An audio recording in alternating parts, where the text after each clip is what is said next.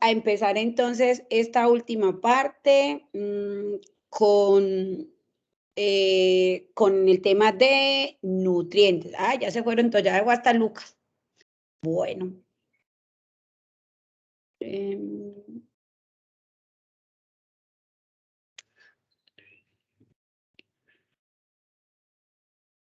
Bueno, entonces esta última sección la vamos a dedicar a mirar, ya hemos visto los ecosistemas acuáticos, vamos a mirar entonces los ciclos de nutrientes, los que son importantes, que son determinantes para todo lo que tiene que ver con el ecosistema acuático.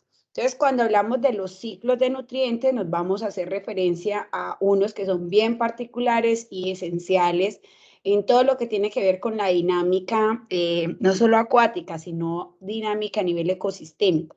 Entonces ahí vamos a tener unos elementos que son claves, como lo es el carbono, el hidrógeno, esos son ciclos atmosféricos globales.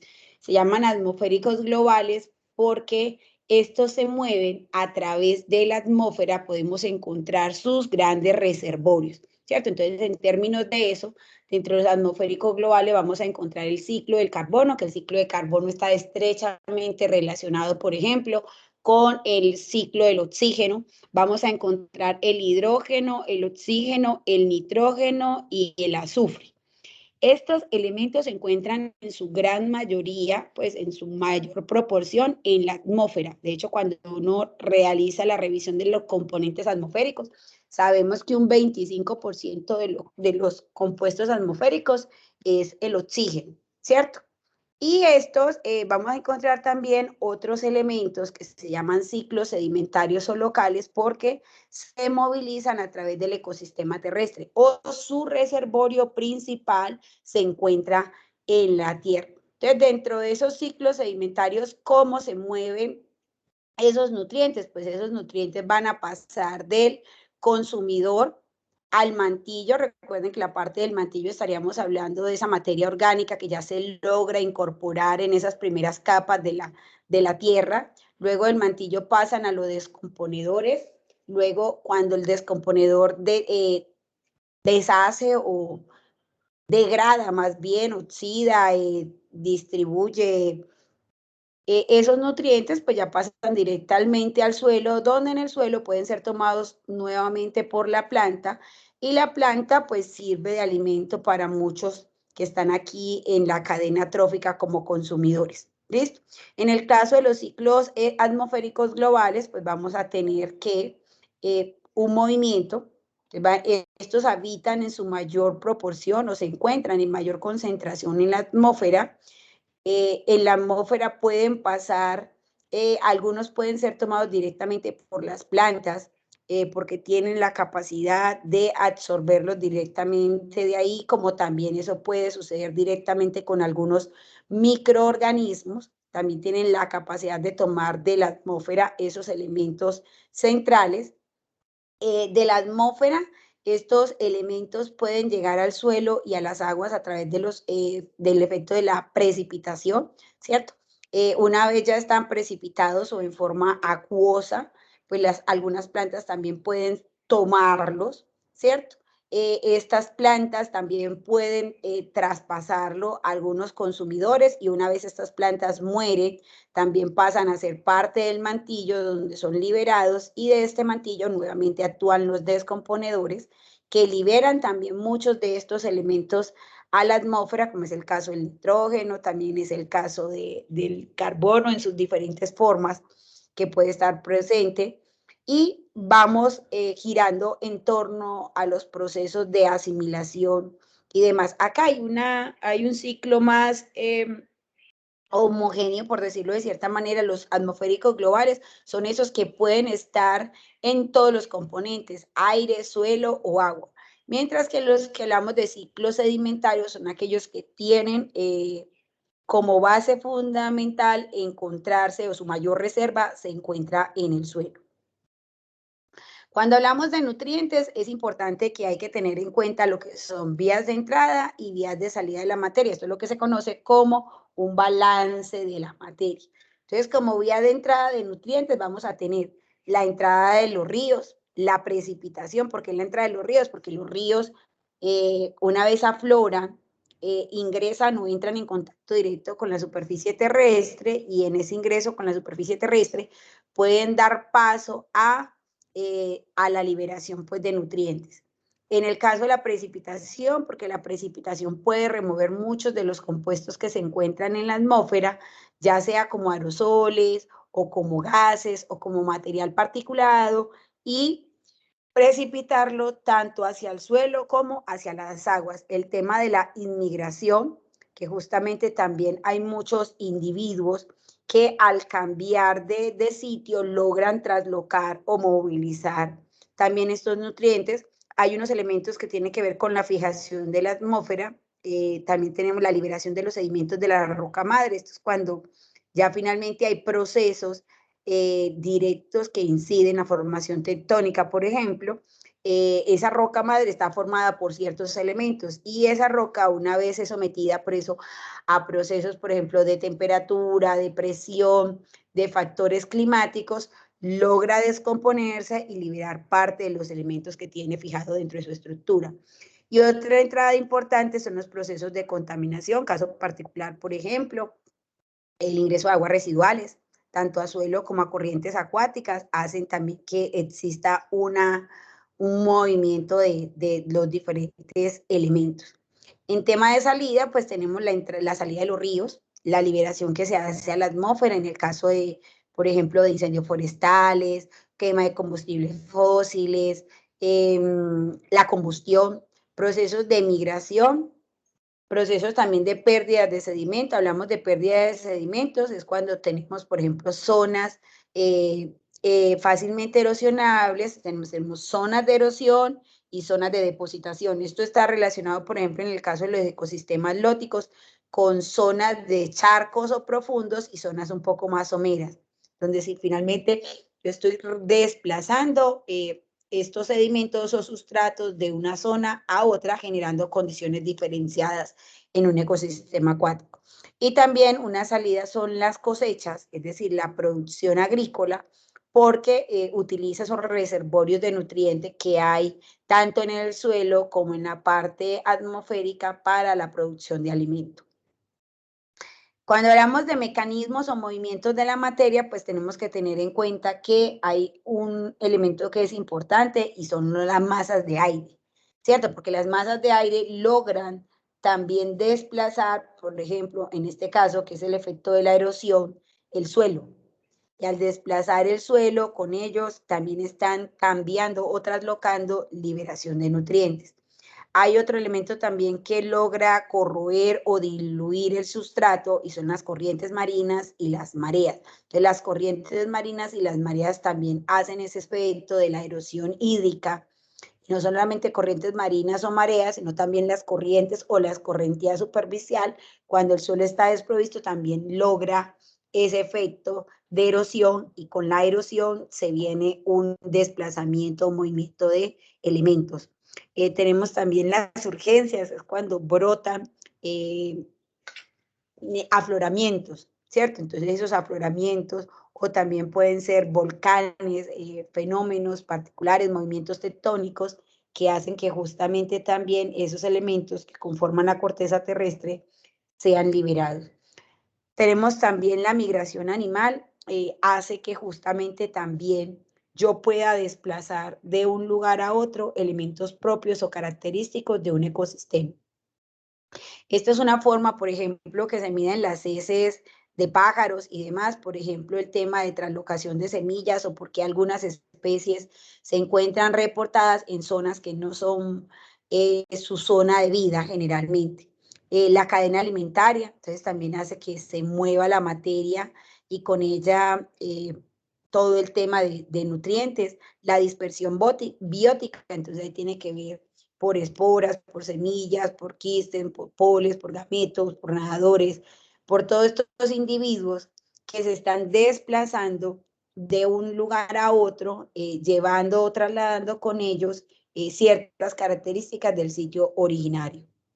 Cuando de lo que habíamos hablado ahorita, por ejemplo, en el caso de las corrientes o las masas de aire, ¿cierto? Generan unos fenómenos muy particulares ¿cierto? Y unos movimientos a nivel de corriente oceánica, eso también tiene que ver no solamente con las corrientes de agua, sino que también están muy enfocadas hacia el tema de las temperaturas, las lluvias y demás, fenómenos de precipitación. En el caso de las corrientes marinas, acá también hay un movimiento de aguas cálidas y frías que finalmente pueden generar, por ejemplo, frentes fríos, masas de agua, retardos de la lluvia, y con la lluvia pues también se generan algunos fenómenos climáticos interesantes. Con relación a la migración de animales, entonces tenemos que por temas de estaciones vamos a tener unos movimientos que se dan de algunas especies que prefieren estar por tema de disposición de alimentos, ¿cierto? Pueden trasladarse a zonas más cálidas, entonces ahí donde el trópico es altamente interesante. ¿Por qué? Porque presenta esa estabilización en la temperatura, y esa estabilización en la temperatura hace que seamos una zona confortable y de muchos recursos para todos los periodos durante el año, ¿cierto? Tenemos las redes alimentarias, entonces en la medida que voy aumentando en el nivel de la cadena trófica, pues también se van concentrando algunos elementos que son importantes adquirir. Y en el caso de las corrientes de agua, pues también tenemos un caso muy particular aquí, es que esas corrientes de agua también logran arrastrar, por ejemplo, algunos elementos no propios que son ingresados a las corrientes acuáticas, como son los residuos sólidos. Entonces, de hecho, ya tenemos problemas interesantes como las islas de plástico. Ahora por el tema de la pandemia tenemos también elementos interesantes que es el movimiento de tapabocas dentro de las corrientes acuáticas y los efectos de estos materiales del tapaboca, ¿cierto? En algunas especies animales y microorganismos. A nivel de las masas de viento, entonces el viento es supremamente importante. Recuerden que el viento es quien hace ese efecto marcado del oleaje, pero a la vez también tiene un efecto importante que es el que hace que se mezclen las aguas.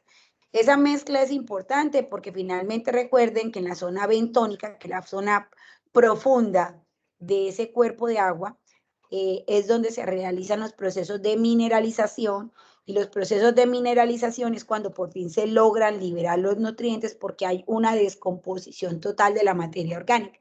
Entonces, el viento ejerce un efecto sobre la capa superficial, eso hace que se presenten las olas, y al interior de la masa de agua lo que hace es generar movimientos o mezclas que lo que hace es la recirculación de esos nutrientes para las diferentes profundidades que podemos nosotros encontrar allí. Bueno, a nivel de ciclos biogeoquímicos, entonces hay unos elementos que son importantes incorporarlos, como son los elementos bióticos y los elementos abióticos. ¿Qué se entiende por elementos bióticos, chicos? Es la inclusión de sustancias inorgánicas en el organismo y la subsiguiente descomposición y remineralización. Recuerden, por ejemplo, un compuesto inorgánico son los nitritos, los nitratos, los sulfatos, los ortofosfatos, son compuestos inorgánicos. ¿Eso qué quiere decir? Un compuesto inorgánico básicamente es un compuesto que no posee en su estructura carbón inicialmente. Algunos, como todo en la naturaleza, existen unas excepciones, ¿cierto? Existen compuestos que aún teniendo carbono se consideran inorgánicos, justamente porque no son biodegradables, por decir, no desaparecen del ecosistema, sino lo que cambian es la forma en la cual uno puede encontrarlos. Tenemos unos elementos abióticos, que en este caso es el medio, que contiene gran cantidad de sustancias inorgánicas que se descomponen con lentitud y están en disposición del organismo en forma abundante y fácil. Entonces, en estos elementos abióticos podemos encontrar el agua, el dióxido de carbono, el oxígeno. Estos están en composición abundante, o en forma escasa y difícil, como ya les comenté, están los nutrientes limitantes, que en este caso sería el fósforo y el nitrógeno. Aquí en este caso sería el ciclo el ciclo atmosférico con grandes reservas de materiales. Ese es un primer ejemplo de elementos abióticos. Recuerden que esos ciclos atmosféricos lo constituyen elementos como el carbono, el hidrógeno, el oxígeno y el nitrógeno. Esos son elementos supremamente importantes porque constituyen la base de los compuestos que se forman en la naturaleza. Hay otros más, pero digamos que esa es la base de las macromoléculas. Y las macromoléculas son esos tres grupos que ya les mencioné anteriormente, que son los carbohidratos, los lípidos y las proteínas, que desde el nivel celular se precisan para el desarrollo de la vida. En segundo lugar, vamos a encontrar materiales sedimentarios. En este caso, esos materiales sedimentarios son los ciclos que provienen específicamente, que eran los que les hablaba, de los sedimentos. Entonces ahí vamos a encontrar lo que es el fósforo, el potasio, el calcio, el magnesio, el zinc, el boro, el cloro, el molibdeno, el hierro, ¿cierto? Son ciclos que provienen justamente de ese componente y que se encuentran fundamentalmente, o su reservorio, esa es la terminología, es básicamente el suelo. Para complementar acá en los elementos bióticos, acá también podemos incluir los organismos vivos, que esos organismos vivos van a tomar estos elementos inorgánicos y una vez estos organismos mueren, pues liberan estos elementos al suelo nuevamente y a la atmósfera donde pueden ser nuevamente recirculados.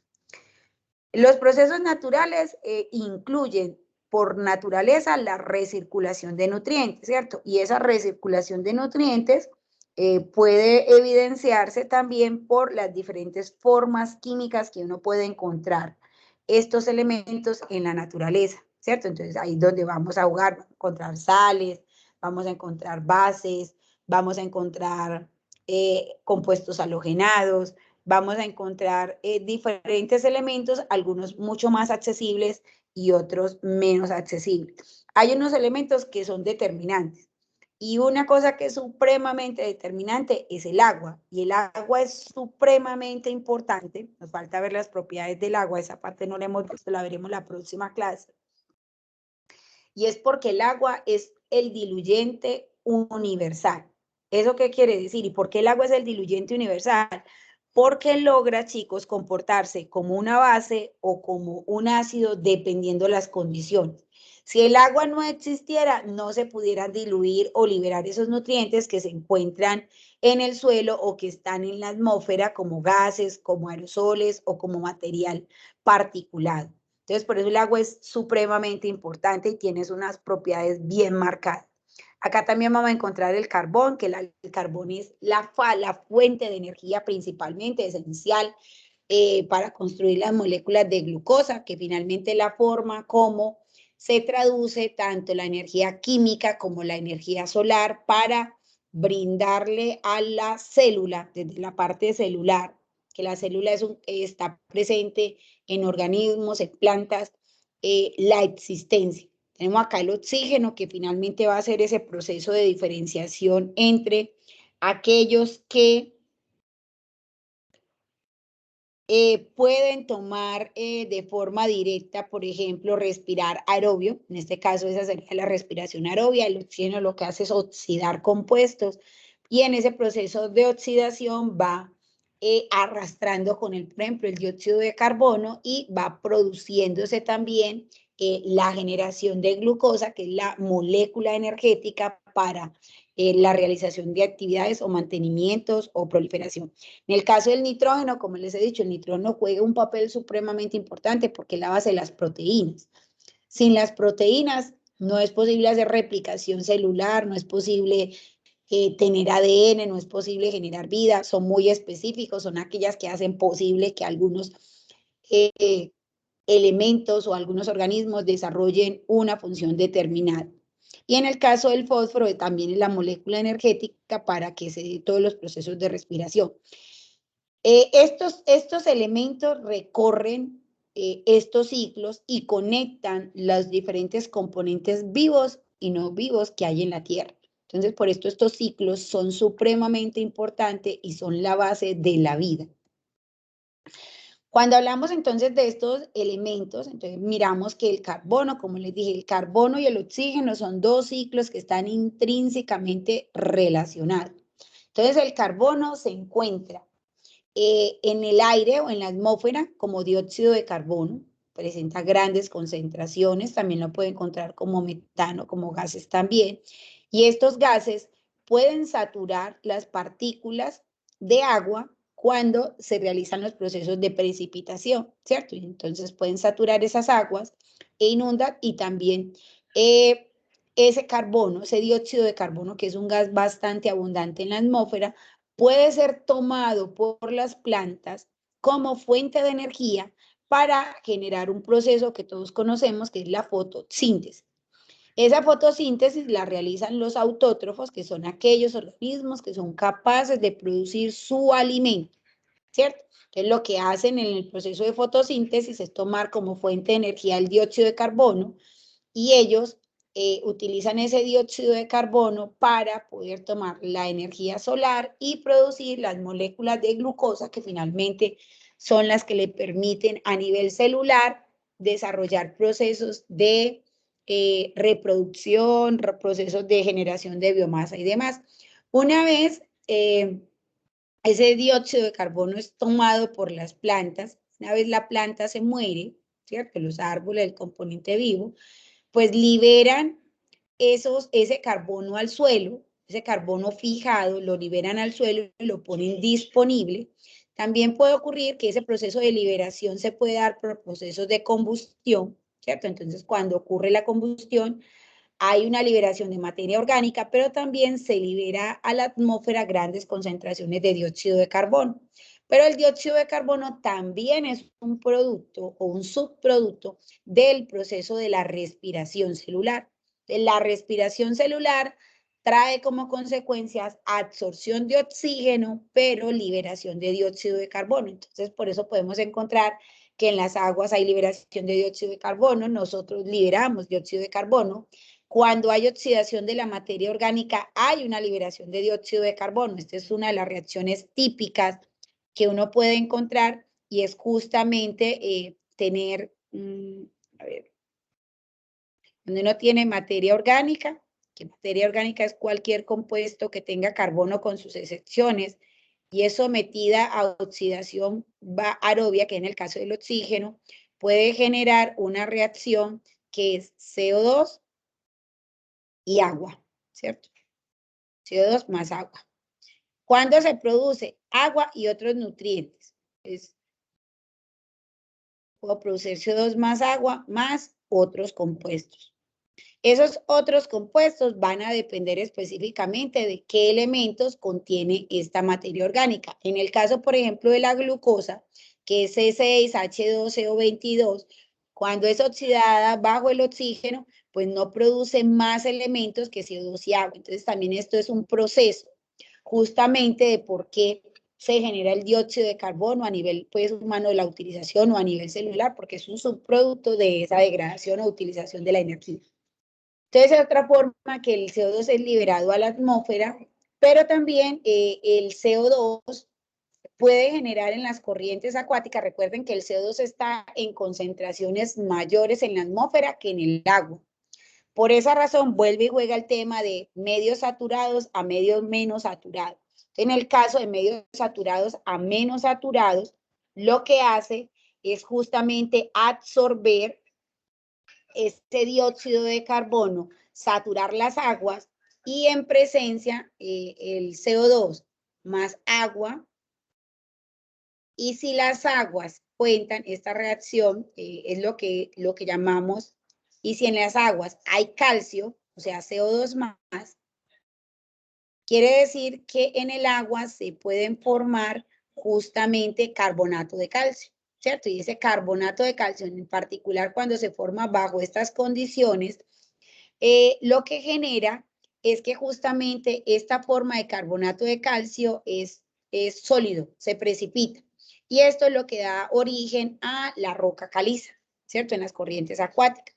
También si tenemos carbón mineral y petróleo, pues también va a interactuar y a favorecer también la prevalecencia de este mineral. O sea, una fuente de calcio son los suelos y eso se presenta cuando el calcio se encuentra diluido en las corrientes acuáticas y es transformado por la saturación de dióxido de carbono a la corriente acuática. Bueno, cuando ya tenemos compuestos orgánicos procesados por los autótrofos, biomasa, esta biomasa pues es consumida por los heterótrofos, que son aquellos organismos que no pueden producir su alimento, principalmente los animales. Nosotros también consumimos gran parte de esta biomasa, ¿cierto? Todos los vegetales y nuestros temas alimenticios se consumen, pero una vez nosotros o los individuos, los animales mueren, nuevamente se vuelven a liberar para ser utilizados por los descomponedores, que aquí los hongos juegan un papel bastante importante, hongos y bacterias, y una vez entran al proceso de descomposición, pues nuevamente se libera el dióxido de carbono. Recuerden que acá entonces viene es el proceso de respiración celular, entonces la respiración celular también produce dióxido de carbono. Por eso es que decimos que el dióxido de carbono es un compuesto inorgánico, porque justamente dentro de este ciclo no es factible que usted desaparezca el dióxido de carbono.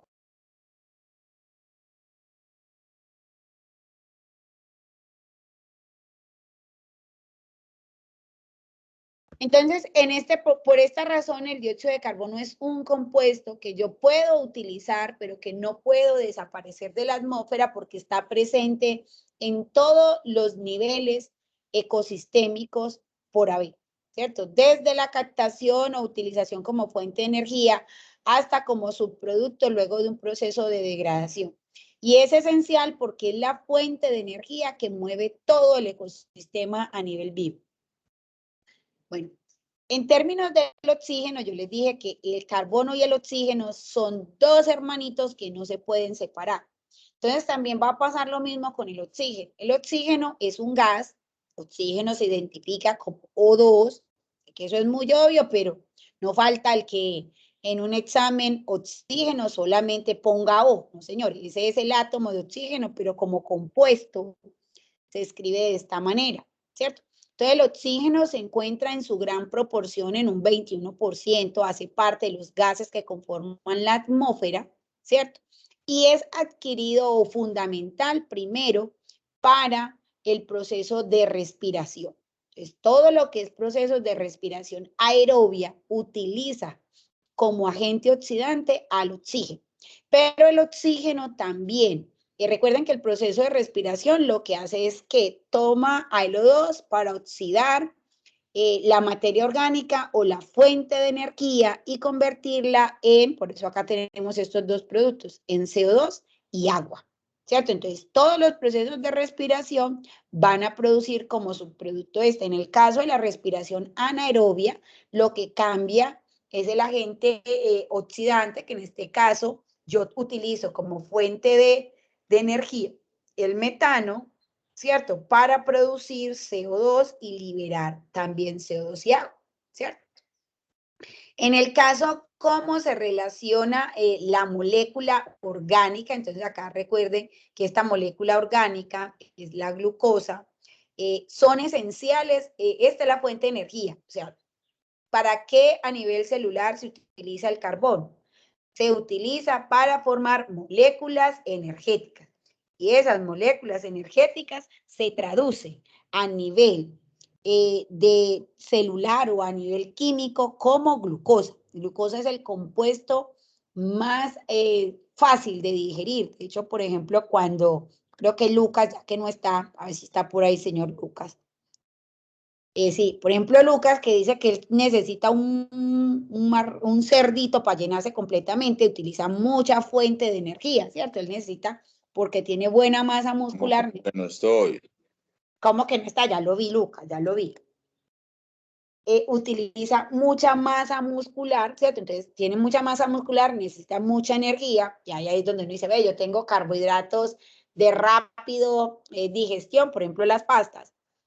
O tengo carbohidratos que son más complejos de digerir. Entonces, entre más compleja sea la molécula, pues más energía se necesita. Entonces, si estas moléculas uno puede tener ahí formas energéticas diferentes a la glucosa, claro que está la fructuosa, la sacarosa, pero digamos que esta es la molécula por excelencia para hacer el aprovechamiento o la síntesis de ese carbono como fuente de energía.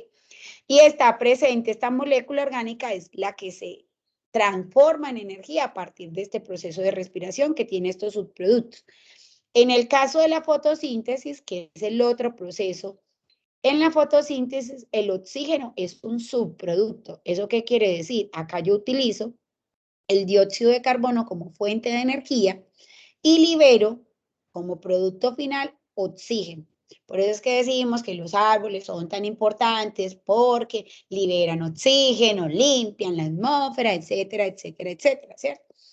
Entonces, si nos damos cuenta la relación que existe entre el ciclo del oxígeno y el ciclo del carbono es porque en las etapas que involucran el desarrollo de la vida, siempre hay como producción la liberación o el requerimiento del dióxido de carbono y del agua y de este elemento que es el O2. Ellos van pegaditos. Digamos que para que estos procesos se den, en la medida posible, tienen que generarse estos compuestos, ya sean como productos o como reactantes. ¿Listo? Y obviamente hay un detonante que es importante y muy diferenciador, que es la energía solar. En el caso de la energía solar, que es la fuente, también hace posible que yo distinga a nivel ecosistémico, por ejemplo, los organismos o los clasifique como autótrofos y heterótrofos, ¿cierto? Que pueden producir su propio alimento, que no lo pueden producir, y esta producción del propio alimento obedece básicamente a que las plantas tienen algo que se llama la clorofila, y dentro de la clorofila tienen algo que se llama tilacoides, y en los tilacoides tienen algo que se llaman pigmentos, y esos pigmentos logran capturar las diferentes longitudes de onda y transformar esa energía química finalmente en moléculas orgánicas que le permiten generación de biomasa y realización de funciones. Bueno, cuando interactuamos el ciclo del carbono y oxígeno, entonces nos vamos a dar cuenta, entonces acá los miramos de manera separada, primero miramos el ciclo del carbono, acá miramos el ciclo del oxígeno, y cuando los integramos como ciclos compuestos, ustedes se van a dar cuenta que básicamente un elemento que es determinante es algo que llamamos, primero, la energía solar, que es la que hace que yo tenga en ese ciclo los organismos que son capaces de producirlas y generar fotosíntesis. Permítanme un segundito, chicos.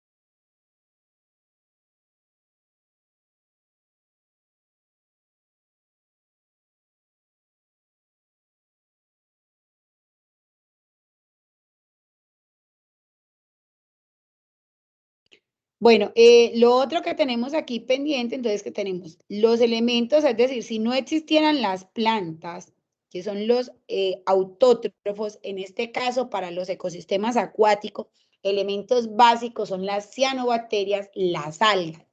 Por eso a nivel acuático, las algas son tan importantes, porque las algas provienen justamente o tienen una similitud con la planta, y es porque ellas pueden procesar esa energía solar y traducirla en energía para la cadena trófica. Si las algas no existen, si las algas disminuyen, es decir, por ello yo siempre tengo que tener niveles de trofía. Eso es imposible. O sea, no hay un agua que sea, las aguas que son libres de trofía son aguas, por ejemplo, las aguas destiladas, las aguas desionizadas, son aguas que no cuentan con un desarrollo microbiológico, y en consecuencia el no tener un desarrollo microbiológico, chicos, hacen que estén ausentes y en términos de vida, por eso no pueda utilizarlas para hacer análisis de compuestos, ¿cierto? Pero las algas son esa primera cadena que dan origen a toda la diversidad del zoo. El zoo es todas las comunidades animales que hay en el ecosistema acuático o terrestre o acuático terrestre. Y en el caso de las plantas, pues hacen también que exista esa diversidad tanto en el ecosistema acuático como terrestre. Entonces, esta es el primer detonador. Recuerden que las plantas, y si esto lo miramos a nivel celular, recuerden que todos somos estas tres grandes macromoléculas, se llaman así macromoléculas, porque son quienes constituyen las células y muchas células hace un tejido, muchos tejidos hacen un órgano y un órgano, muchos órganos, podemos tener a un ser vivo, ¿cierto? Entonces, los carbohidratos, los lípidos y las proteínas, esto se libera, carbohidratos que pueden estar en forma de glucosa, sacarosa, fructuosa, proteínas que pueden estar descritas en millones de cosas, las grasas que pueden estar expresadas como lípidos o como aceites, ¿cierto? Pueden ser solubles o solubles no, pueden ser líquidas o sólidas. Son liberados una vez la planta muere, ¿cierto?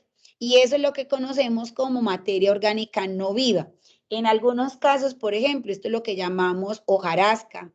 Y cuando ya tiene ya un proceso más avanzado en el proceso de mineralización, llamamos detritos, también en el caso de los elementos en el agua, acá llamamos hojarasca, en los cuerpos acuáticos llamamos detritos, que son esos animales o materia orgánica en proceso de descomposición que se encuentran como sólidos diluidos en la corriente acuática. Entonces, todos estos aprovechan la energía por la fotosíntesis y respiran. Entonces, los organismos respiran, sean aerobios o no sean anaerobios, ellos respiran. Y como proceso del proceso de respiración, tenemos como subproducto el CO2 y el agua, ¿cierto? Pero también esta materia orgánica no viva, ¿cierto? Cuando se descompone, produce como subproductos dióxido de carbono y agua. Pasa lo mismo, yo tengo las plantas, pero estas plantas son asimiladas, es decir, estos carbohidratos, proteínas, grasas que se encuentran ahí o lípidos, no grasas, término correcto básicamente son los lípidos. Los lípidos abarcan tanto a las grasas como los aceites. Pueden ser absorbidos por los animales. Finalmente, estas son nuestras macromoléculas, nos constituyen. Cuando morimos o mueren los animales, pues también son liberados como materia orgánica no viva y producimos CO2 y agua.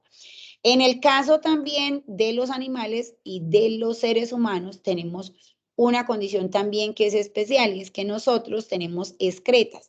Esas excretas pueden ser líquidas o pueden ser sólidas y con las excretas también se hace liberación de nutrientes, ¿cierto? O de elementos. Estos elementos se constituyen en residuos que son degradados por descomponedores, una serie de individuos o microorganismos que hay en el suelo, y también ahí están los hongos en particular, y finalmente se descomponen, ya sea en condiciones aerobias o en condiciones anaerobias, para liberar CO2 y agua. Entonces, al final, este proceso marca la captura del carbono y la movilización en la parte inicial. Este sería cómo pasa de los componentes móviles al componente suelo. Acá también este componente, que ya serían los consumidores, también hacen una movilización o translocación de nutrientes desde la asimilación hasta lo que sale, ¿cierto? Y nuevamente vuelve al suelo y a la atmósfera.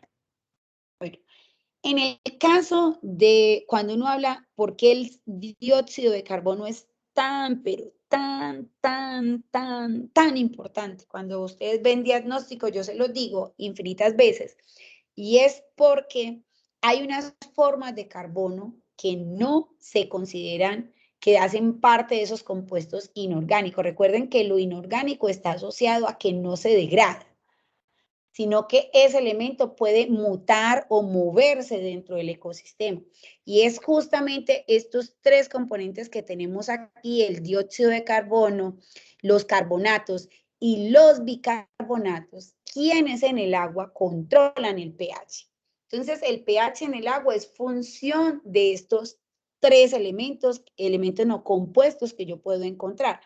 Entonces, por ejemplo, cuando nosotros hablamos que tenemos aguas ligeramente neutras, es decir, casi llegando a los 6,3, este 6,3 que está acá, es el principio, por eso es que uno dice, ¿desde qué región está la parte neutral? Entonces uno dice más o menos de 6,3 a 7,5, es este pedacito acá. Entonces resulta que cuando el pH es menor a 6,3, quien domina la franja de pH en el agua es el dióxido de carbono. ¿Eso qué quiere decir? Si yo tengo aguas que tienen demasiada vertimiento, por ejemplo, de aguas residuales, agotan el oxígeno, ¿cierto? Y en ese proceso de oxidación de la materia orgánica, pues se produce mucho más CO2 y eso es lo que hace que el pH en el agua tenga un bajón importante, ¿cierto? Ay, perdón, hoy todo el mundo le dio por llegar a mi casa.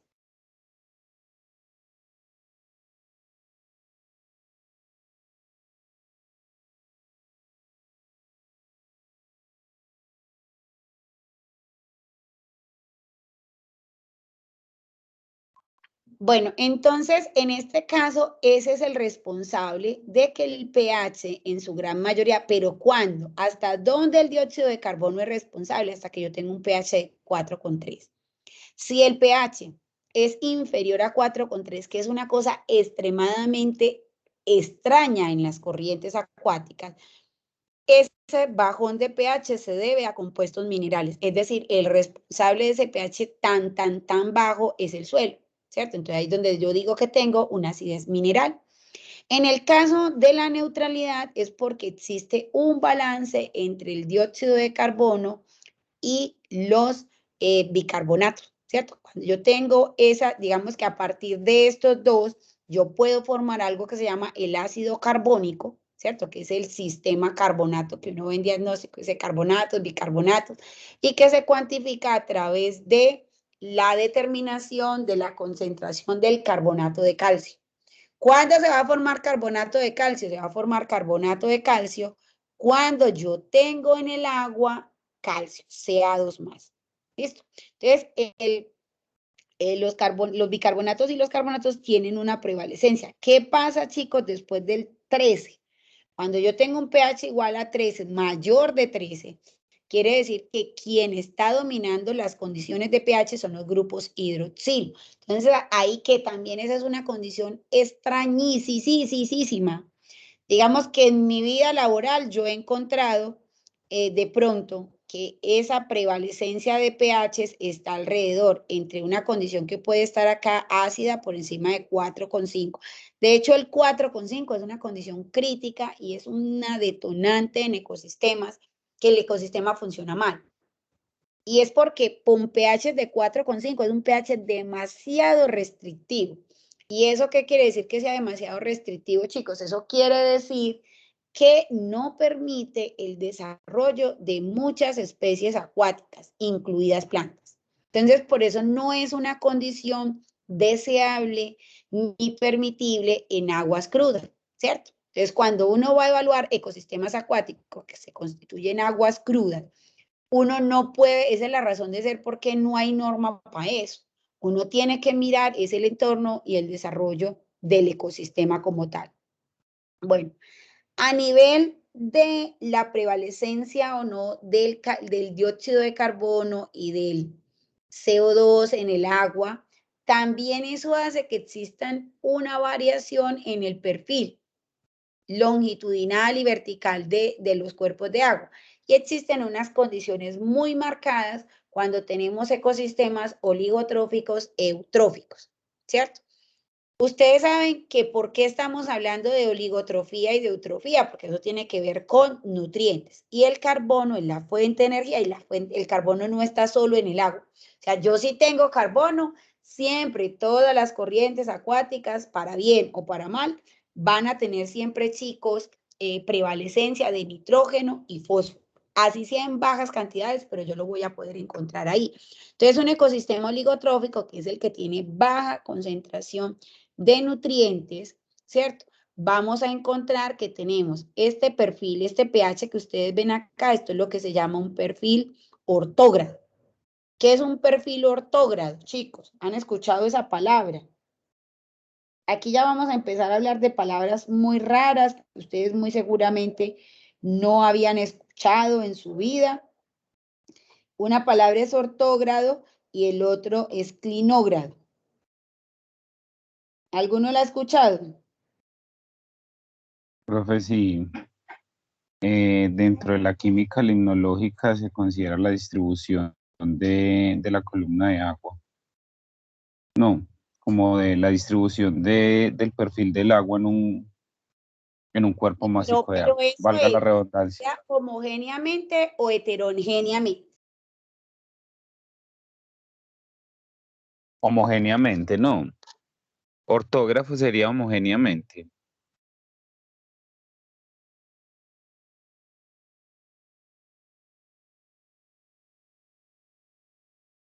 Hola, profe, ¿me Chicos, escuchan? regálenme 2 segunditos, porfa. Ya vuelvo.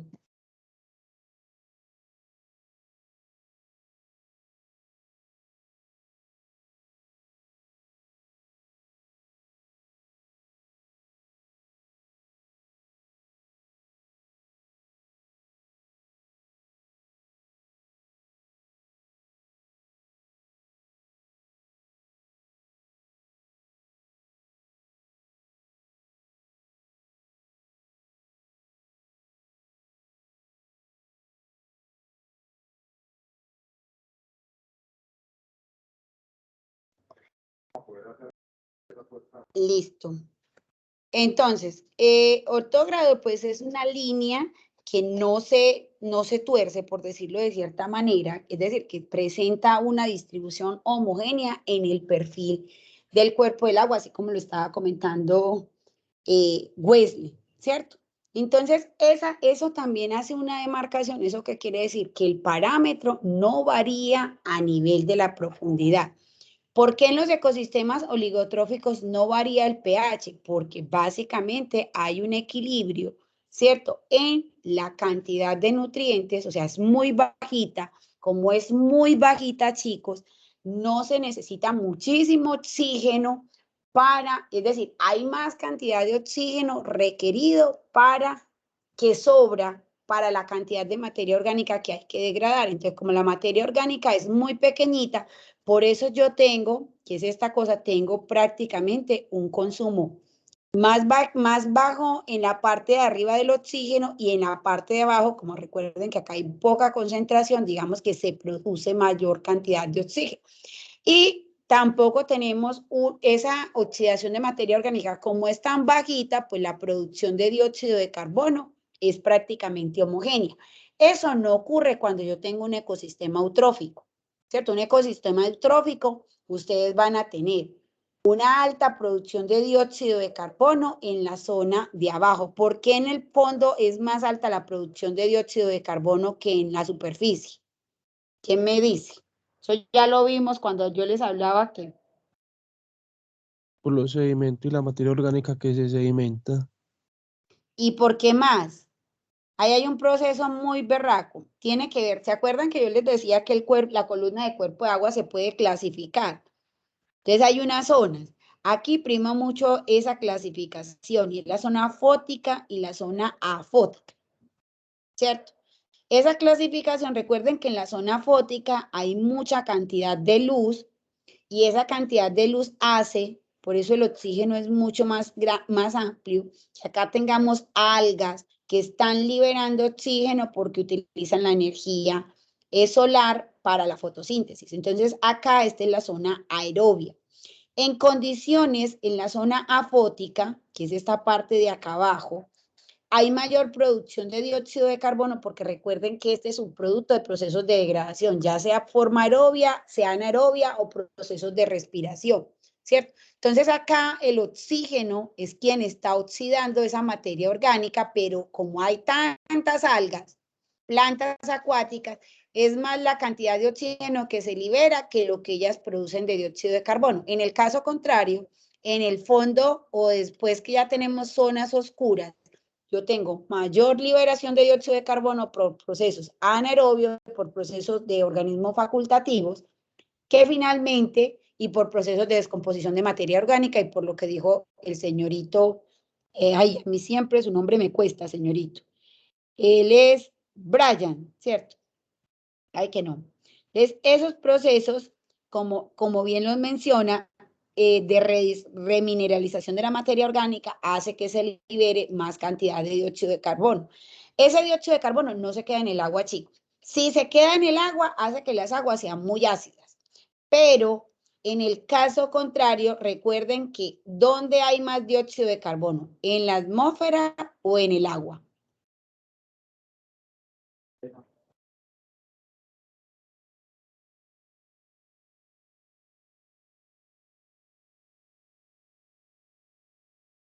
Profe, No, creería que en el agua, porque es que finalmente el dióxido de carbono en la atmósfera es precursor, es consecuencia de la liberación del monóxido de carbono, ¿cierto? Que se activa, pero en los cuerpos de agua está en un proceso de respiración, o no sé, qué burrada acabé de decir, no, pues es que también está. Pues, profe, porque es que lo mira uno desde el proceso de respiración también de los organismos y lo que hacemos todos es liberar ese dióxido de carbono a través del proceso de respiración, ¿no? Pero mire lo que hablamos ahorita, el ciclo del carbono. ¿Dónde hay más CO2? ¿En la atmósfera o en el agua? La atmósfera. En la atmósfera. Como acá hay mayor concentración, por eso el dióxido de carbono, que es una prueba que nosotros hacemos en el laboratorio, los que vieron conmigo diagnóstico, ¿se acuerdan que hacíamos carbonatos y bicarbonatos? Cuando ustedes echaban las gotas de fenoltaleína y se ponía rosado de una vez. Eso es una cuantificación de cuánto dióxido de carbono hay en el agua. Y generalmente eso está asociado al pH, ¿cierto? Entonces, si yo tengo pHs neutros, o un poquito básicos, el CO2 casi no está en el agua y es justamente se sale porque la presión del gas CO2 que hay en la atmósfera es mayor, que hace que esta concentración de gas que en el agua es menor salga para tratar de igualar esas concentraciones, pero eso nunca se da. Porque acá es mayor, porque acá hay respiración, hay procesos de degradación y es mucho más los procesos que se hacen a nivel atmosférico o aéreo que lo que se lleva en las aguas, ¿cierto? Entonces, eso es lo que hace que el movimiento del dióxido de carbono se realice. Cuando uno, por ejemplo, está mirando, que fue lo que yo hice en mi trabajo doctoral, mirar si un embalse contribuye al calentamiento global o por el contrario, si uno puede decir que un embalse o un río es un sumidero de carbono, uno se da cuenta que los embalses emiten gases de efecto invernadero, pero es por el efecto de inundar con plantas. Eso es mucho materia orgánica que se degrada en condiciones anaerobias, mucho más rápida, pero eso no se produce de una vez, es un proceso demasiado lento en la naturaleza. Tanto es así que, por ejemplo, si ustedes van a Guatapé, ustedes logran ver algunas cosas, ¿cierto? O algunas estructuras y ya ese embalse tiene muchos años de funcionamiento. Entonces, aquí para entender estos gráficos, chicas, juega mucho ese papel de quién, qué efecto se hace, cuál es la clasificación. Estas gráficas les resumen a ustedes lo que hemos visto hasta el día de hoy y por eso a mí me encanta. Y son que hay que tener en cuenta, se los digo desde ya, hay que tener en cuenta que los comportamientos son de esta manera, no al contrario. ¿Qué quiere decir? Yo podía ponerle a este lado oligotrofía y este eutrófico, y eso es falso porque los oligotróficos presentan unas características muy diferenciadas de los ecosistemas eutróficos. De hecho, ustedes acá hasta pueden hacer separación de zonas, identificación y un montón de cosas más. Bueno, con relación al ciclo del nitrógeno, pues entonces vamos a encontrar, esto le sirve al señor Lucas, si ya no ha hecho la exposición, acá le va a servir un poquito, Lucas, lo que le estaba preguntando el señor Jorge López, a usted. El nitrógeno es un elemento muy variado y extremadamente jodido. ¿Por qué es demasiado variado y jodido? Porque el nitrógeno se encuentra en diferentes formas en el ecosistema. Se puede encontrar como gaseoso, se puede encontrar como unión, se puede encontrar soluble, ¿cierto? Pero también se encuentra en diferentes, hay alguno que tiene el micrófono abierto. Pero también se puede encontrar en diferentes formas. Entonces, la reserva del nitrógeno, que pasa lo mismo. El nitrógeno atmosférico se identifica como N2, el oxígeno como O2. ¿Listo? Este nitrógeno atmosférico es susceptible de ser fijado electroquímicamente, es decir, por ejemplo, cuando hay procesos de precipitaciones con rayos y centellas y demás, esos rayos pueden generar que ese nitrógeno que está allá se pueda ser utilizado o pueda precipitarse para ser utilizado por los microorganismos o por las plantas, ¿cierto? Entonces, ahí hay una interacción que se puede hacer con ese proceso. Pero también la lluvia puede diluir los gases, ¿cierto? Como se encuentra en la atmósfera, conformado este gas con este elemento, y también solubilizarlo dentro de la corriente acuática y traerlo nuevamente hacia el ecosistema terrestre o hacia el ecosistema acuático. Hay algunos microorganismos, ¿cierto? Que hay donde tenemos, y algunas plantas que tienen unas relaciones simbióticas interesantes, como son las cianobacterias, pueden tomar este nitrógeno atmosférico directamente y transformarlo y fijarlo y hacerlo disponible para otros elementos, para otros individuos. Y eso mismo pasa, por ejemplo, con las leguminosas, que es como el frijol, también, por ejemplo, otra leguminosa, algunos árboles o arbustos, como son el matarratón y hay otros más, que también tienen esa capacidad de, no es el árbol, es unos microorganismos que hacen una simbiosis en las raíces de tomar ese nitrógeno atmosférico, fijarlo y transformarlo. Pero resulta que como este señorito se da en diferentes formas, nitritos, nitratos, deben darse unas etapas fundamentales, algunas necesariamente son anaerobias y deben estar presentes ciertos grupos como para que se puedan hacer de manera disponible para la gran mayoría de plantas o animales. Este nitrógeno se puede inmovilizar en los sedimentos. ¿Eso qué quiere decir? Yo puedo tener nitrógeno en el sedimento, pero no está disponible ni para animales ni para plantas, ¿cierto? Hay algunas formas, el nitrógeno también se libera, ¿cierto? En las heces del guano, por ejemplo, algunas aves producen guano. ¿Quiénes producen guano, chicos?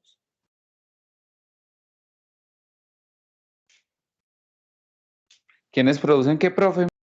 Guano.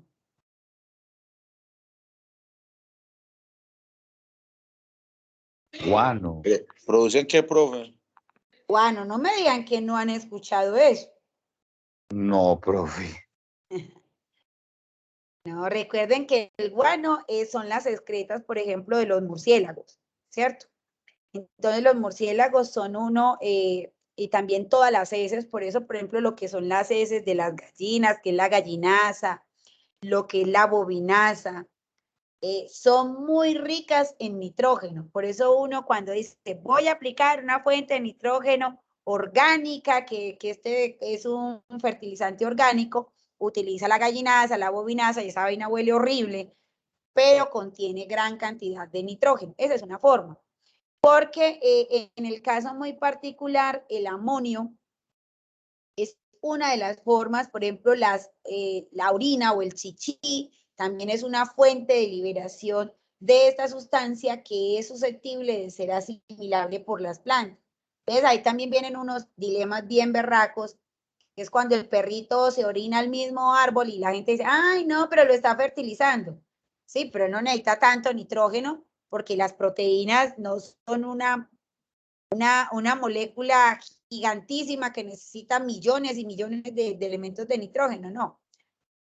Entonces, por esa razón, usted también se puede intoxicar o las plantas por nitrógeno. Entonces, son formas normales. Entonces, los peces, a través de sus heces, también liberan nitrógeno, ¿cierto? Que esto es lo que hacen el aprovechamiento por ejemplo, yo puedo tener un cultivo de peces y en ese cultivo de peces puedo tener, eso es acuaponía, creo que se llama, que es cuando tengo cultivo de peces y arriba Ese cerdo, tengo, dime. ese cerdo y gallina. No, acuaponía. No, que también hay una forma así, peces, cerdo y gallina, por ese medio de nitrógeno compuesto en la materia orgánica de las heces. Ah, ok, perfecto, sí. De hecho, por ejemplo, las marraneras tienen biodigestores donde aprovechan esas heces para producir fertilizantes de muy buena calidad, ¿cierto? Y en el caso del acuaponía, lo que les decía es que yo puedo tener peces y la comida y las heces de esos peces sirven como fuente de nitrógeno para las plantas y es una muy buena forma de uno hacer aprovechamiento. Este fitoplancton tiene que son, aquí están las algas y también están las plantas, tienen la capacidad de asimilar, en este caso, los nitratos, que son estos de acá, ¿cierto? Entonces esos nitratos son la forma como la pueden asimilar las plantas acuáticas y las algas.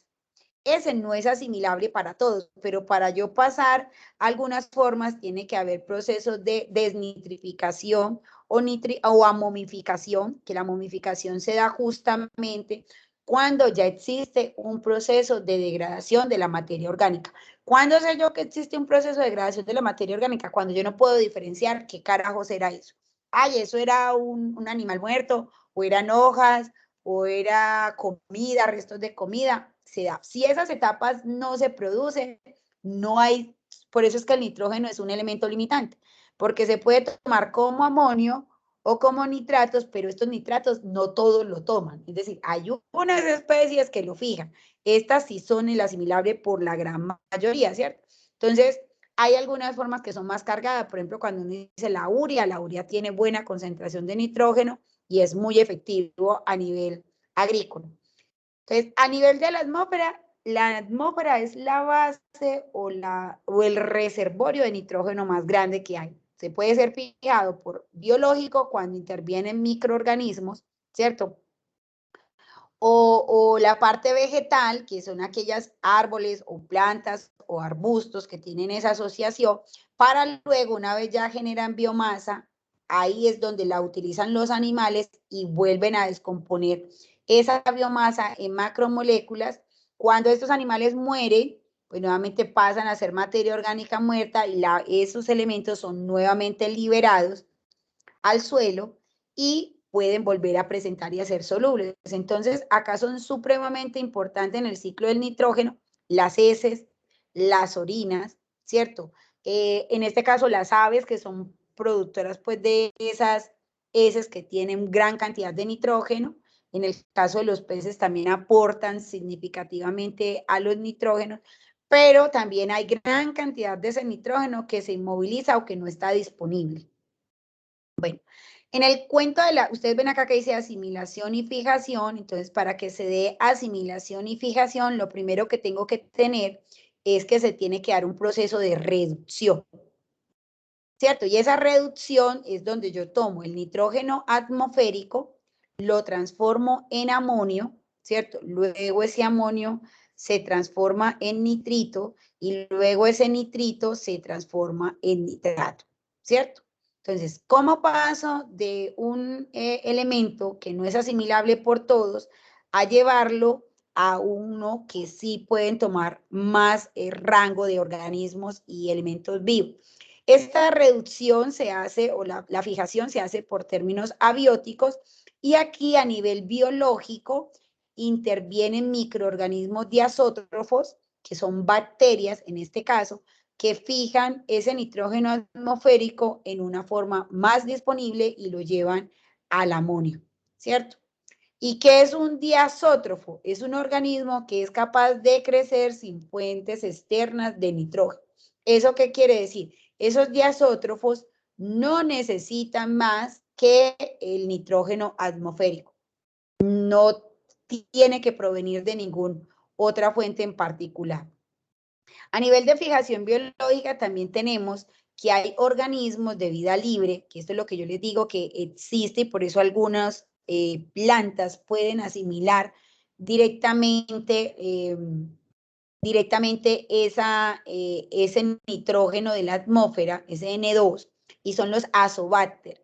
En este caso, este es un género de bacterias que son mótiles, ovaladitas o esféricas, y que se pueden enquistar en la célula, o sea, formar una pared gruesa, y a partir de ese quiste pueden hacer esa simbiosis con las raíces de las plantas y tomar el nitrógeno atmosférico, transformarlo, y como están al interior de la raíz, pues le facilitan a esa planta poder asimilar ese nitrógeno en la forma disponible.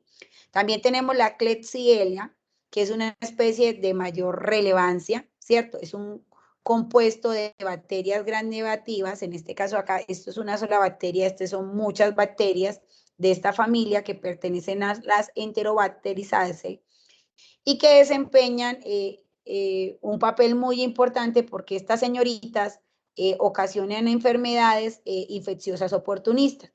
Es decir, son las que usted puede adquirir, por ejemplo, se van a hacer hospederas y en el momento que las condiciones sean favorables, van a eclosionar y a salir. Hay otras bacterias importantes que son, por ejemplo, las simbióticas. Este es el Rhizobium, ¿cierto? Entonces acá tenemos, por ejemplo, que están presentes en algunas plantas y también hacen ese proceso de fijación biológica, ¿cierto? Algunas ayudan en ese proceso y tenemos algunas cianobacterias que son de vida libre y que también son simbióticas, que aquí es donde le digo que está la navaena. Y, por ejemplo, en particular, esa navaena es utilizada con la lechuga acuática para la producción de biofertilizantes, ¿cierto? Entonces, Profe, dice, paréntesis, dime.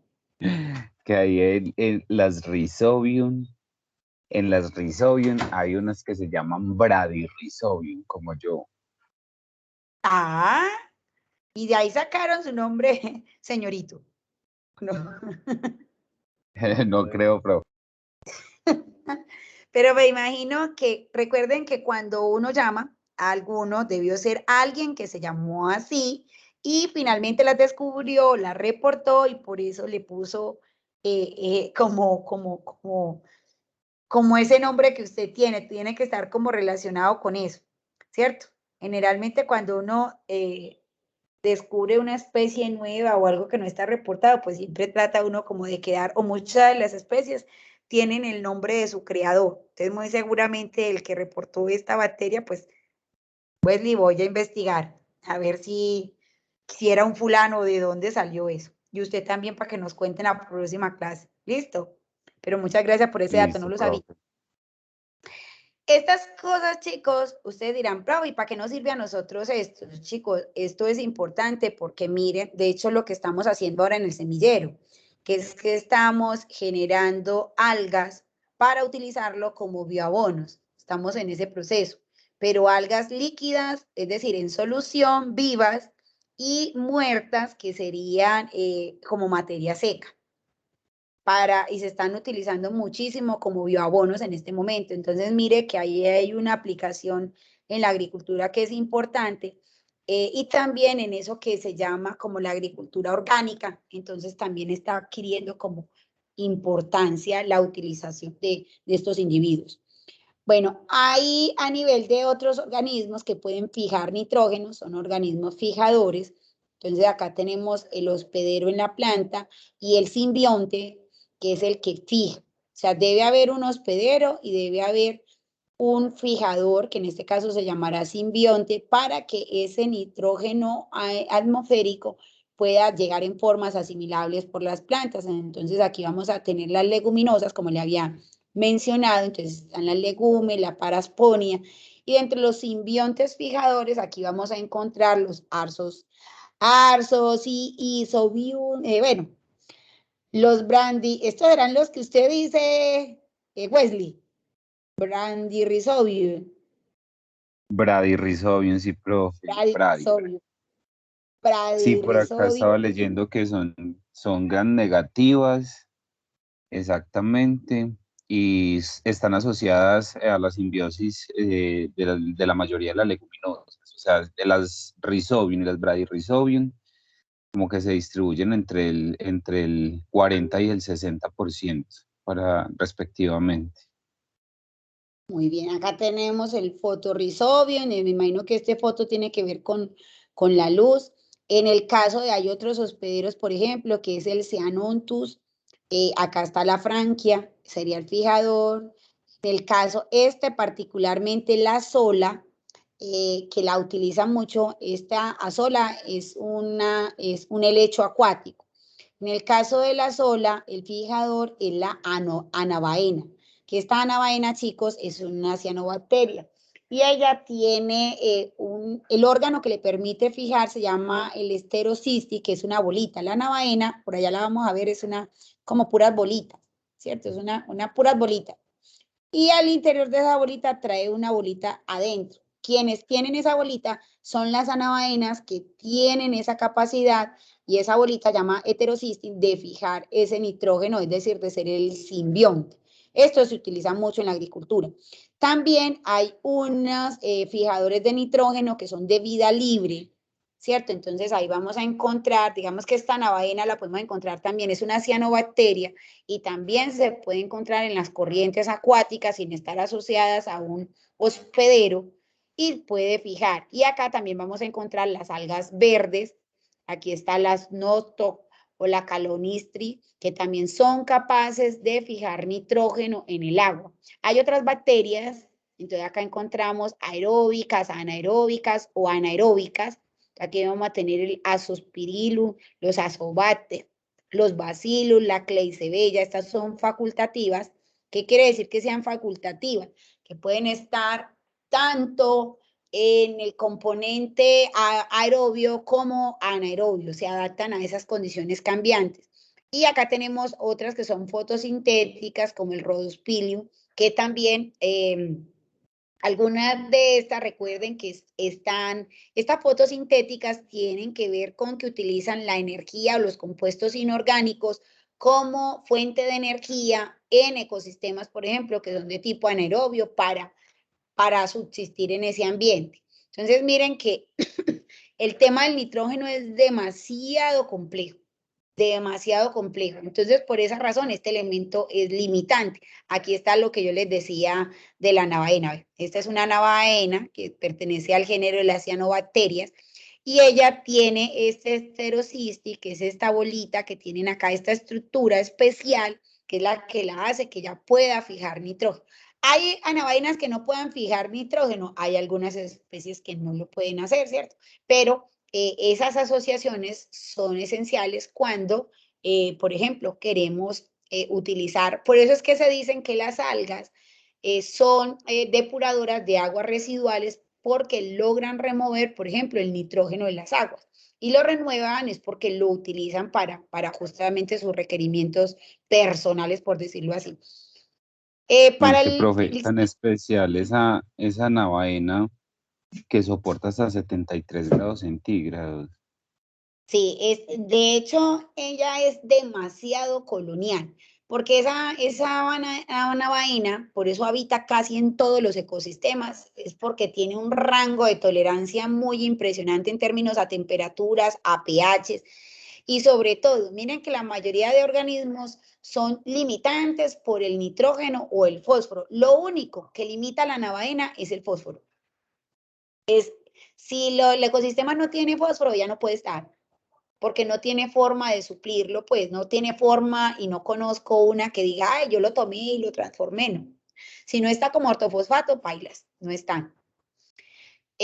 Entre ese nitrógeno también es muy importante en la fijación biológica del nitrógeno. Recuerden que cuando hablamos de fijación biológica es porque interviene una bacteria, un microorganismo, un alga, una planta, ¿cierto?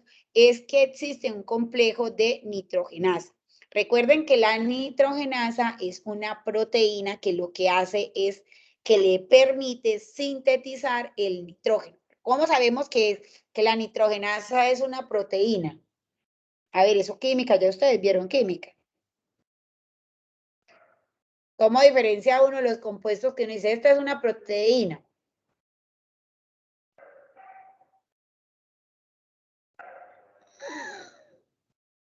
Chicos, por la terminación, ¿cierto?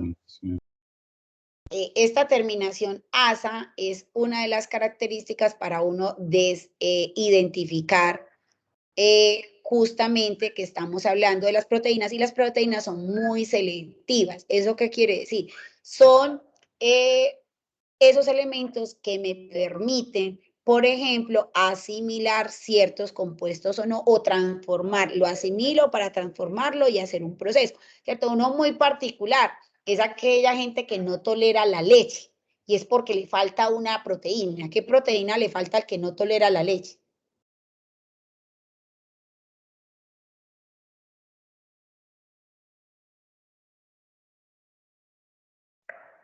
¿Cuál es la proteína de la leche, chicos? Ay, es que se me bueno, des, bueno, es relacionado con la lactosa, profe. No, pero sí, no recuerdo. Bueno, por eso es que uno dice, bueno, las que no, las que tienen o le falta, uno dice la proteína deslactosada, ¿cierto? Justamente lo que le quitan la lactasa, ¿cierto? De cierta manera, para que usted al ingerirla la pueda consumir y no le haga daño. Entonces, las personas que le hace daño es porque dentro de su RNA y DNA, cadena, demás, le hace falta esa proteína, no aflora y por eso no la puede hacer. En el caso de la fijación biológica, se necesita que exista un complejo, ¿cierto? Y ese complejo tiene que ver, ¿cierto? De cierta manera para poder fijar, es decir, que tiene que haber la nitrogenasa, que es la enzima que utilizan las bacterias para fijar ese nitrógeno atmosférico. Y lo que se hace es básicamente romper, ¿cierto? Ahí incluye mucho el hierro, por eso es que a veces cuando uno dice, ve, ¿yo por qué tengo que tomar hierro? El hierro tiene muchas funciones a nivel celular, ¿cierto? Y esta fijación del nitrógeno, pues justamente tiene que ver con ese hierro. Entonces ese hierro se tiene que reducir y oxidar. Entonces recuerden que cuando se oxida y cuando se reduce, el hierro tiene dos estados de oxidación, ¿cierto? Entonces si ese hierro no pasa por ese proceso de oxidación, que en este caso es la ferredoxina, no va a poder haber este proceso que hay acá de liberación de la ATP. Eso es lo que llamamos el ciclo de Krebs. El ciclo de Krebs es supremamente importante porque tiene que ver con la asimilación, la respiración. La respiración son esenciales. O sea, si uno no respirara, chicos, sea de manera aerobia o anaerobia, no se pudiera existir vida. Por eso la respiración es tan esencial.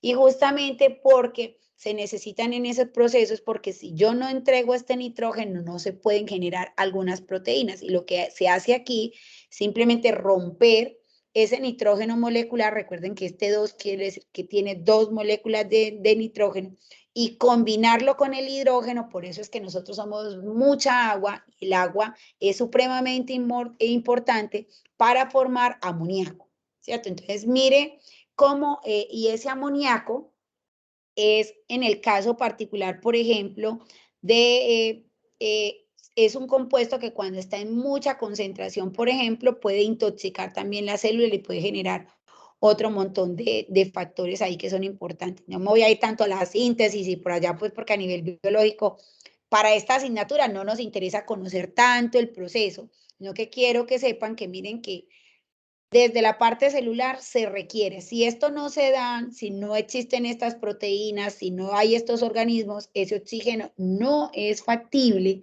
que ese nitrógeno que lo encontré. La eliminación del amonio, que en este caso es el NH4, ¿cierto?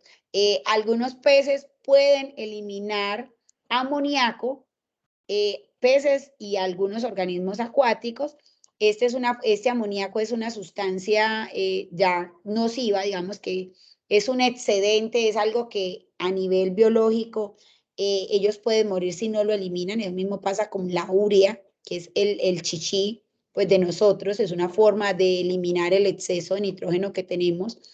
El ácido diúrico es una forma de eliminar nitrógeno. Algunos aves y otros animales de zona seca eliminan el nitrógeno a través de esta forma. Y estos compuestos van directamente, tanto el amoníaco, la urea o el ácido úrico son compuestos que van directamente a la tierra o al agua y allí pueden ser tomados por algunas plantas, por algunas bacterias y organismos para poder ser utilizados a nivel celular. Hay un proceso, yo puedo liberar, pero si no se da algo que se llama la amonificación, que es la transformación de los grupos aminos son aquellas terminaciones NH o imino en NH4 más, la mayoría de los casos, pues estos casos lo hacen los descomponedores. Si estos grupos aminos o iminos no se transforman, eso quiere decir que en el ecosistema no hay disponibilidad de ese amonio para plantas y la mayoría de organismos. Entonces, por eso es que el ciclo de nitrógeno es demasiado complejo. En el caso de la nitrificación, ¿qué es lo que ocurre ahí? Lucas, esa es su exposición para que le toca hacerla a usted con Jorge. Esta nitrificación es la oxidación del amonio, ¿cierto? Va a pasar a nitritos y a nitratos y se hace por procesos de los microorganismos aerobios. En este caso, los aerobios son los que toman como aceptor de electrón en la respiración el oxígeno. Pero este proceso se da por separado. Entonces, lo primero que tiene que darse es la nitración, que la nitración es un proceso químico en el cual un grupo nitro se va a convertir en un compuesto orgánico, ¿cierto? Y en este caso es importante que exista un agente nitrante. Por ejemplo, en este caso el ácido nítrico, para poder introducir ese grupo nitro al hidrocarburo y producir un éster, ¿cierto? En el caso de la nitrificación, la nitración, acá simplemente lo que van a partir es el grupo nitrato, y este grupo nitrato lo puede partir o lo puede extraer unas bacterias que se llaman las nitrobacter, y lo que hacen esas nitrobacter es oxidar el del amonio y llevarlo a nitrito, y consecuentemente oxidar ese nitrito lo deben hacer dos especies nitrificantes. Es decir, este proceso de nitrificación depende única y exclusivamente de que se estén presentes en esa zona estos organismos que son los únicos que son capaces de llevar de un compuesto al otro y hacerlo asimilable para los demás organismos.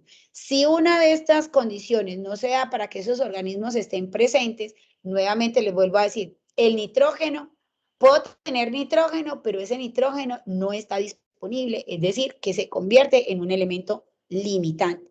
En el caso de las aguas, vuelve y juega el tema de las dos comparaciones, un cuerpo de agua oligotrófico y un eutrófico. Entonces recuerden que muchos de estos elementos dependen o se desarrollan, como lo vimos, algunas son bacterias aerobias, es decir, que esos procesos se van a dar en la superficie, y otros procesos se van a predominar bajo condiciones aeróbicas. Entonces, ¿qué nos interesa en el agua? Que tengamos, en el caso muy particular, que nosotros podamos tener nitratos y que tengamos amonio, porque son las formas en las cuales la gran mayoría de individuos pueden asimilar el nitrógeno. De las otras maneras no son asimilables, sino solo para algunos grupos particulares. Bueno, algunas preguntas para ir cerrando acá, chicos. Preguntas. Vamos a ver qué tan atento estaban. La señorita Karina. Y como solamente hay 5 personas y los demás por alguna X o Y razón se tuvieron que ir, solo conozco la razón del señorito Andrés Aguas Limpias, que se iba de mudanza. Para ustedes que están hoy presentes, les voy a dejar una actividad que pueden utilizar ustedes el día del parcial. Entonces, el día del parcial, y le voy a tomar una foto porque solamente serán ustedes y el señor Agua Limpia porque estaba de mudanza. Para el parcial, el que quiera de ustedes 5 que está presente podrá elaborar un pastel con todas las características de un pastel que yo evaluaré. Ustedes deberán entregar ese pastel inmediatamente lleguen a clase, es decir, a las 6 de la mañana, me entregarán su pastel el que lo quiera hacer y yo evaluaré ese pastel como uno de los puntos del parcial que a juicio considere pertinente. ¿Listo? ¿Quiénes podrán presentar eso? Solamente ustedes. Los demás que no están en esta clase no lo podrán presentar. ¿Listo? ¿Qué criterios tiene en cuenta este pastel, muchachos? Este pastel tiene los siguientes criterios. El primer criterio debe ser creativo, con toda la de la ley. Usted va a todos sabemos lo que es un pastel. ¿Qué es un pastel, dice Karina? A ver si está o si solamente dejó el computador prendido. No, profe, sí estoy, obvio, sí. Pues como una ayuda, una pequeña ayuda, sin ser obviamente, pues, sea, tan explícito, pues. No, eso también puede ser explícito. Un pastel es una ayuda didáctica para uno ganar un examen, ¿cierto? Profe, Pero un resumen de todo lo que se vio. no, un pastel es lo que usted considera que le hace falta para ganarse su examen, ¿cierto? Algunos colocan fórmulas porque lo demás lo saben, algunos amarran a conceptos esenciales. Entonces, ustedes deberán ser creativos en ese pastel. Literalmente quiero que lo hagan con la finalidad de reforzar. Creativo tiene condiciones y es la extensión, no puede ser más de media página de un cuaderno normal del pequeño por ambos lados, máximo. Esa es la máxima extensión que usted podrá utilizar en papel y yo evaluaré que su pastel usted sea capaz de, con lo que tiene, porque ya los conozco a cada uno de ustedes, sé si con eso que usted escribió en el pastel usted es capaz de resolver su parcial. Entonces, si ustedes quieren, gustan y demás, podrán presentar su pastel ese día y yo se los reemplazaré por un punto del parcial, porque en alguna parte del parcial lo van a utilizar. ¿Listo? Profe, Señor. siendo creativos, usted está mencionando de que no exceda media hoja, ¿cierto? Pero un pastel también me puedo copiar todo lo que parezca pertinente en la pierna o en la mano, porque finalmente es una forma de pastelear. Pero ahí no habría límite de exceder líneas o tamaño del párrafo. Wesley, sí, todo tiene un límite, porque una de las características del pastel, Wesley, es que uno lo pueda ocultar, ¿cierto? Ocultar a la vista del profesor. Entonces, usted deberá explicarme si su pastel tiene alguna forma de funcionamiento anormal que yo no lo identifique a simple vista. Usted deberá explicarme cómo funciona ese pastel, ¿cierto? Por ejemplo, les voy a dar unos ejemplos creativos. Ya conozco el de la galleta, el que meten el pastel dentro de una galleta, y entonces usted pone la galleta ahí, que tiene mucha hambre en el quiz, y va a sacar la galleta, ¿cierto? Ese no me lo sabía. Utilizan el de la botella de agua, entonces, para que no usen estos que les voy a dar, busquen otras ideas para yo refrescarme también. Utilizan la botella de agua, que es que en la etiqueta en la parte de afuera es la etiqueta, hasta la imprimen igualita, es que no se ve diferencia. La parte trasera tiene el escrito y ustedes saben que el agua actúa como espejo y pues me permite leer. Entonces lo mismo, profe, no, voy a sacar la botellita de agua, voy a tomar un poquito de agua, pero con el agua se toman el pastel también. Otra que me pareció muy creativa en su tiempo, una niña que tenía unas uñas acrílicas. Y pues muy coquetas, muy lindas sus uñas y en lo que le sobraba de la uña acrílica, pues después del dedo, tenía un pastel ahí muy coqueto también. Entonces, chicos, ahí les dejo que sea creativo. Entonces, aquellos que sean creativos, que el pastel les sirva para desarrollar su parcial, por eso el pastel es individual, no existen pasteles iguales, eso es falso. Le daré una unidad. Aquellos pasteles que no cumplan con uno de esos criterios, les regalaré 0.5. Y la probabilidad de usarlo o no usarlo, pues dependerá ese día cómo amanezca yo de ánimos. Pero amanezcamos muy bien animosos. Pero ese pastel es individual, intransferible, imprestable y demás. Si existen dos pasteles iguales, no tomo en cuenta ninguno de los dos, que deben ser diferentes. ¿Y quiénes lo podrán presentar? Ustedes. No, ¿cuáles 5? 4.